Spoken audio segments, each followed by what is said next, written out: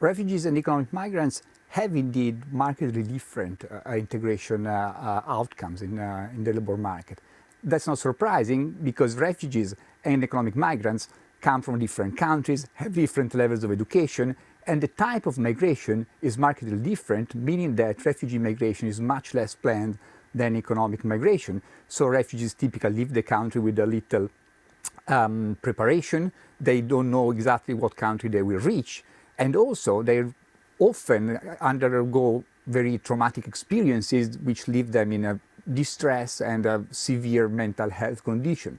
So the fact that they do less well in the host country labor market than economic migrants is in some sense not surprising.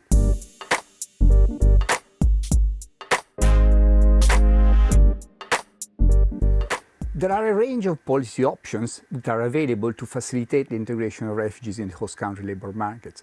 For instance, training courses, language courses, courses that teach refugees the habits of the country where they've arrived in, so civic integration courses may all be useful interventions.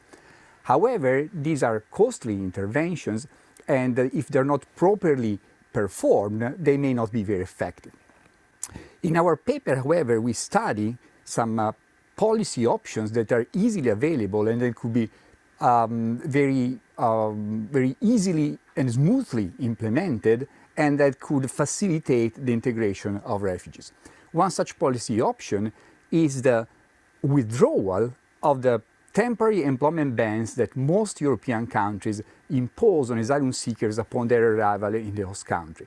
So these bans prevent asylum seekers from actually looking for a job and actually legally working in the host country labor market until the refugee status has been determined, or at least for a certain number of months. What we show in this paper is that these bans, beyond the mechanical effect that they have from keeping refugees out of the labor market in the first few months of their stay in the host country, have long-lasting consequences that may last. They may impose an employment gap up to 10 to 15 years after arrival.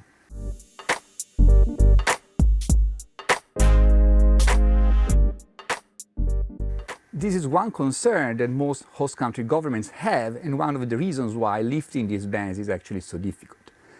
However, what we have shown in our paper is that there is no evidence that lifting the bans actually does attract more asylum applications or changes the composition of asylum seekers reaching one country. So countries with and without a ban, or countries with longer bans or shorter bans, have on average the same type of applicants.